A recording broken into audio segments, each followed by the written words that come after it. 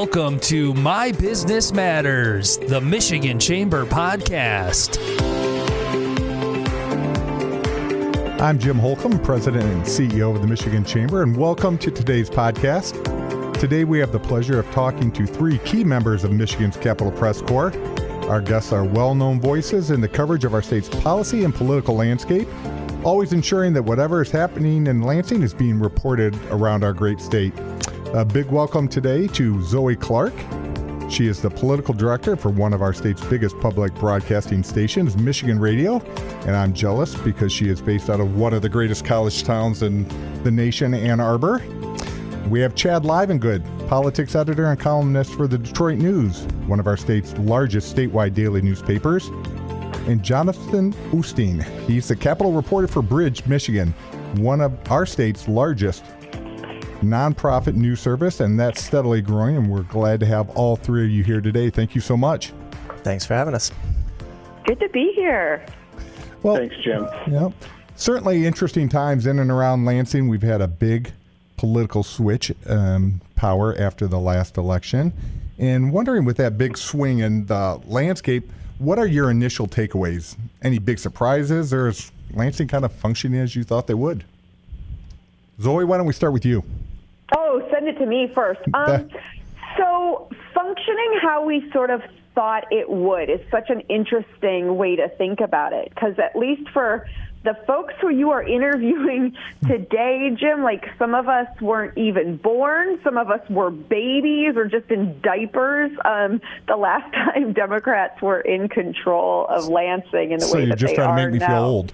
Oh, did I say, well, not maybe present company excluded? Okay, there you go. But I mean, even you, Jim, like you weren't cognizant and aware and, part of the Michigan Chamber. And Correct. So I think for so many of us, what was it going to look like was the question, because there wasn't some historical knowledge necessarily to look back to. I mean, I remember talking to Winnie Brinks right when she was becoming Senate Majority Leader, and I wasn't trying to be flip, but I asked her, do Democrats in Lansing even know how to govern in the majority? And I still remember her answer. She said, yeah, we're a little bit rusty. So, I mean, I think in some respects there have been things that have been surprising, but maybe only more in just sort of the time that it took for certain things. I think I'm thinking sort of right to work. Mm-hmm. But really, when you don't have it much to compare it to, every day is interesting and fascinating to watch the new dynamics at play. Yeah. Jonathan, what do you see happening, and how are you kind of viewing today's landscape? Yeah, I think we, heard a lot about the sort of pent-up priority demands that Democrats had, living 40 years in the minority, or not clear majority anyways. And, so I think we were expecting, from a reporter's perspective, I was expecting a lot to happen, but I think they still did more than I anticipated they could have in the first 6 months of the year, especially those first 3 or 4 months. I mean, it seemed like every week or two there was a really big and significant policy overhaul that was passed. Yeah. It wasn't just that they were passing a lot of bills, is that they were really big bills. I mean, Zoe mentioned right to work. I think we all thought that was coming, but maybe not so quickly. Yeah.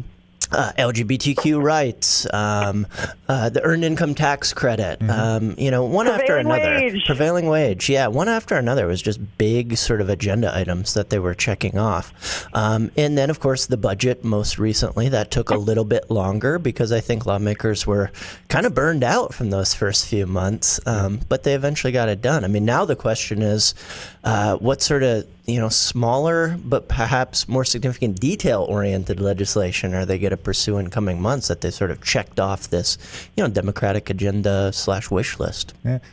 Chad, are you surprised at how disciplined the Democrats have been? Jonathan makes a great point. There are a lot of major things that happened, and I think a lot of us knew right to work was going to come right off the docket immediately, but they just kept rolling. I know I was a little surprised at some of the discipline they kept within their caucus, because the margins are very tight. Yeah, and there's been some challenge points. You think back to when they were trying to pass more of these tax incentives in the SOAR fund, the sort of cash grants for corporations to create jobs. That was not an easy task early on for Speaker Joe Tate. He had to get some very progressive members of his caucus who think this is just straight up corporate welfare to get in line on that. And then they had just the procedural challenges. People were getting COVID. They had to be quarantined up in the gallery in order to vote semi-remotely, away from their desk, away from their colleagues, but not outside of the building because the legislature still hasn't come around to that idea. But yeah, they have really moved with some real speed, and it has been interesting to watch. I mean, I remember back to that Chamber Day event you all had in the spring. You can tell me what day that was, but Senate Majority Leader Winnie Brinks just was on stage, and there's House Minority Leader Matt Hall and Senate Minority Leader Eric Nesbitt, and they were trying to lob bombs on various types of proposals. And she was cool as a cucumber and just kind of went right through it and said, "Here's why we're doing this, and here's why we're thinking about this differently, and thinking about issues differently." And that has been a noticeable difference, is the type of issues that are being tackled and the priorities. Not just your traditional, we're going to repeal right to work, but we're going to start thinking about work in general and how people work, and we'll think about the sick time for working moms in ways that just didn't get an airing in under full Republican control in the legislature. Well, and to that point too, Chad, like I'm also thinking about, the conversation surrounding guns. And to Jonathan's point, like very early on in term, there were sort of the 6 priorities, right? Some had to do with social issues, some had to do with, the economy, but this is what they were going to get done. And then, of course, there was just the absolutely horrific shooting that happened at Michigan State University on, February 13th, and the brevity at which I think Democrats, passed some bills and very early on. And so, to both of these points, it's sort of like the pent-up policy and things that were on the list, but then also dealing with current events sort of in real time with a Democratic majority. Again, something we hadn't seen for decades and decades. No, I think you're exactly right. As I think about it, you're all ticking off some big issues, whether it's right to work, or Elliot Larson, guns. You're all in the media world, and you have to grab our attention as a consumer to make sure we either listen to your story or read your story. What's the headline you give for this time period that we've seen so far, if you had to kind of boil it down? Jonathan, why don't we start with you? Well, from a reporter perspective, the headline is "Drinking from a Fire Hose." It's been a lot to keep up with.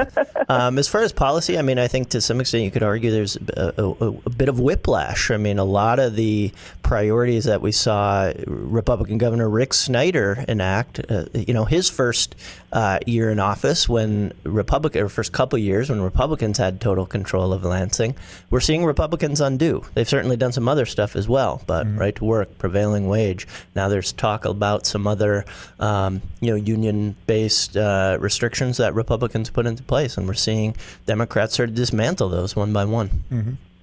Zoe? Well, of course, I'm not in print, and I always hate this question when it's what are the headlines? Because I don't work in headlines. I work in radio. But I think what I would say is the least is, Democrats learn to govern and quickly.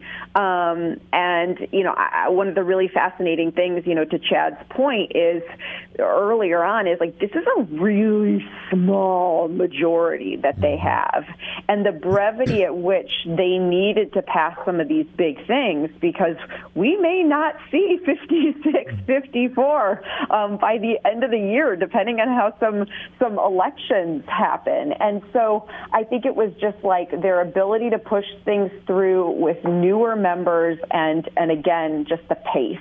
And I would also argue the headline about, drinking through the fire hose, yes, but we're journalists, so it's like drinking beer through the fire hose or something like that. Do you get any sense from Democrats that you speak with that there is a sense that it could be a fleeting majority, so they're going to get as much done as they can?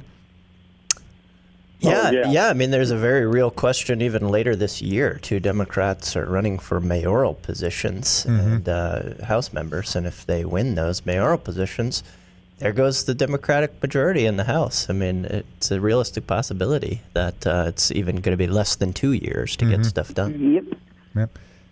Chad, obviously, as a reporter, you're constantly having to develop sources and work with people. How do you go about, with so many new people in Lansing, and term limits has exacerbated this problem a little bit, now with reforms that may be a little better, but how do you go about forming relationships and getting to the people that you need to have that relationship with to make sure you have the information for your readers?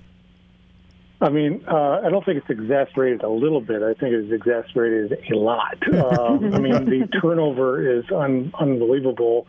And I admittedly haven't been a daily reporter in the Capitol since 2016 and my roles at Cranes and then back at the Detroit News as an editor.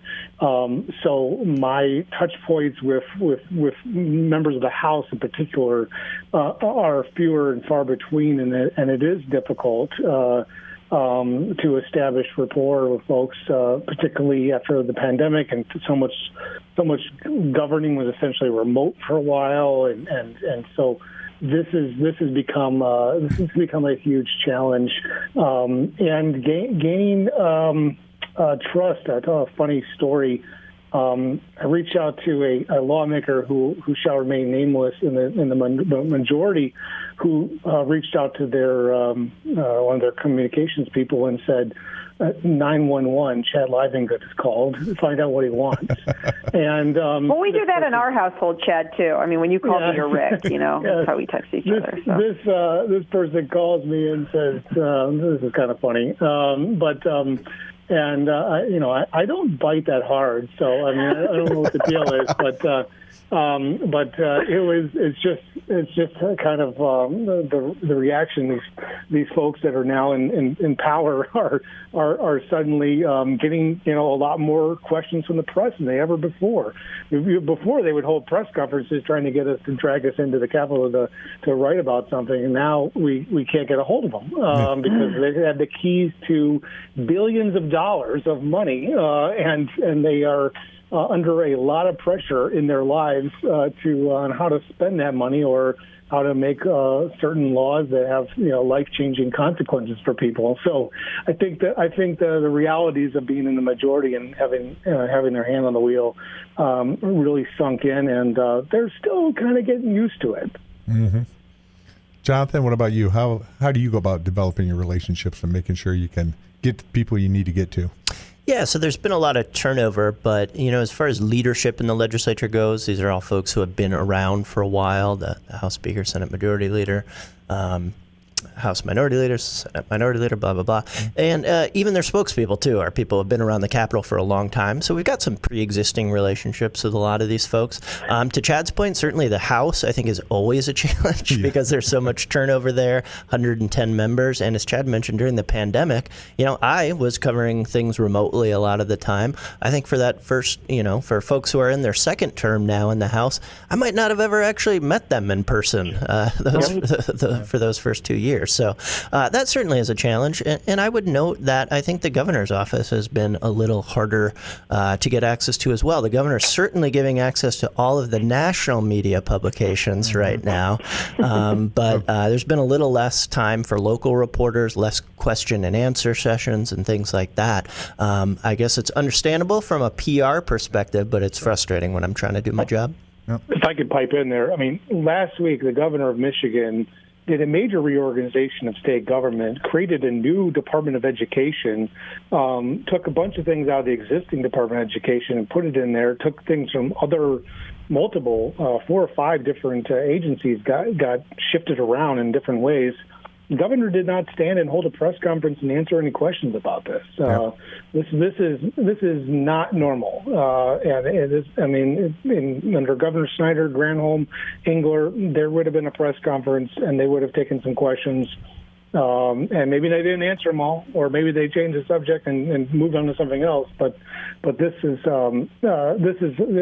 definitely an issue that the press corps is trying to wrestle with every day now. Yeah, Zoe, how do you deal with that, or how does the whole profession deal with that? If a policymaker or a newsmaker doesn't, schedule something, is there an avenue to force it, or do you just have to try to either communicate it and then write about it and try to bring them out? How do How do you kind of smoke them out to make sure that they're saying and giving the public what they need? Well, it's a great question, and I mean, I think everybody is figuring that out. I can tell you that there isn't a formal, Michigan Capitol Press Corps Association, a la, sort of the White House Capitol Press Corps, that is able to kind of push back on some of these things. But to Chad and Jonathan's point, I think it's the conversations that you have with the spokespeople and the press secretaries and saying, like, this isn't a good look. Mm-hmm.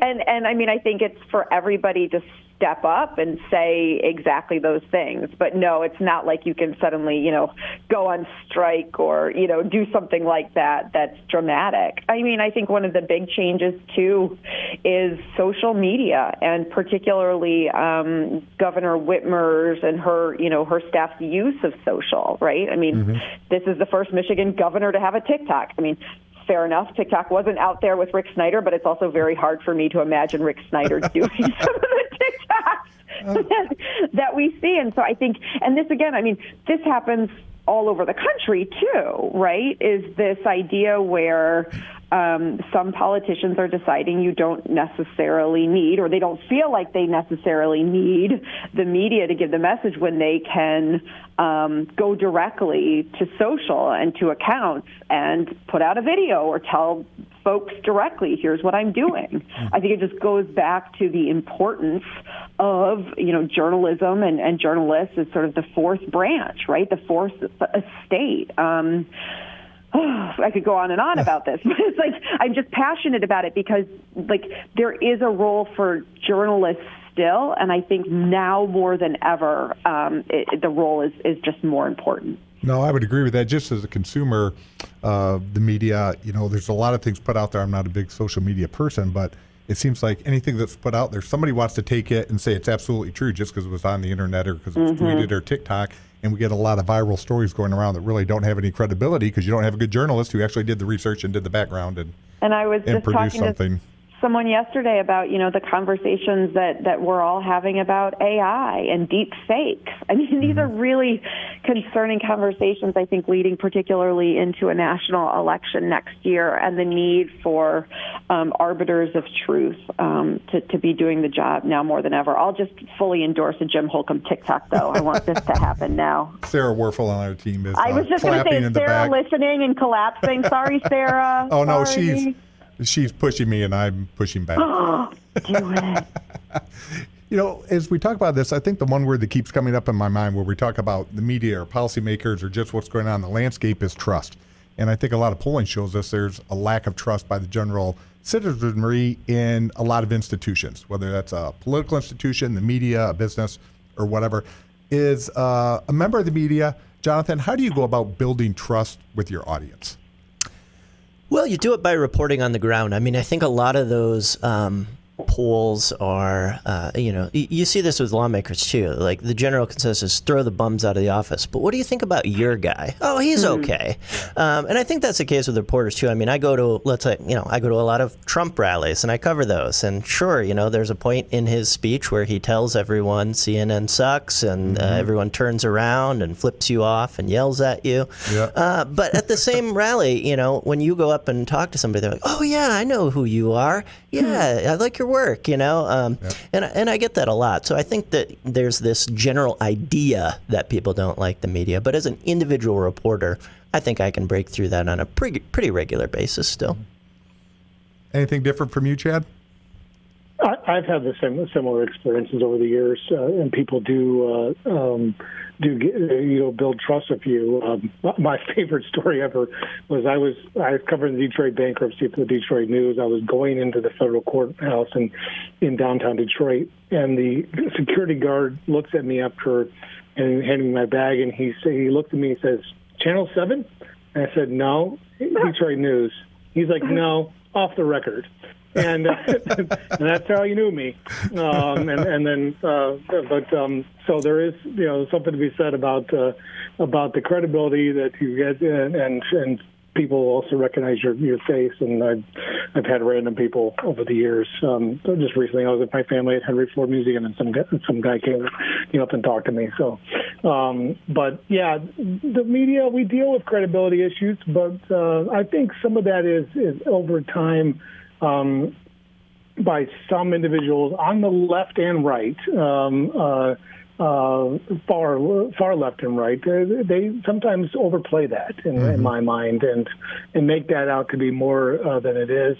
Now, that said, like the media is strained in our ability to cover everything. I mean, I sometimes joke that the job of the Capitol Press Corps is to make sure they don't steal the furniture, but there is some truth to that, and so we are, we do see ourselves as the folks who are sort of standing guard, trying to look out for the citizenry here, let them know what is going on. But there's only so many of us, and you get. When you get like high-intensity stories like the Detroit bankruptcy or some of these court cases that are emerging right now, they consume a ton of energy of the press. Or if like as Jonathan mentioned, the legislature is grinding through every Wednesday night, working till midnight, and then back at it the next morning, pushing bills through. That just takes away time that that reporters have to do real, true enterprise investigative reporting because they are trying to basically just keep track of all the flying cats and dogs between the House and the Senate every day, and that's important work because that's where that sausage making is where things really actually happen, and someone has to stand there and record it. Mm-hmm. Mm-hmm. Well, geez, I can't believe it. We're already kind of going out of time here. It's been a great conversation. I just can't thank all three of you enough. I enjoy working with you. I enjoy our team working with you.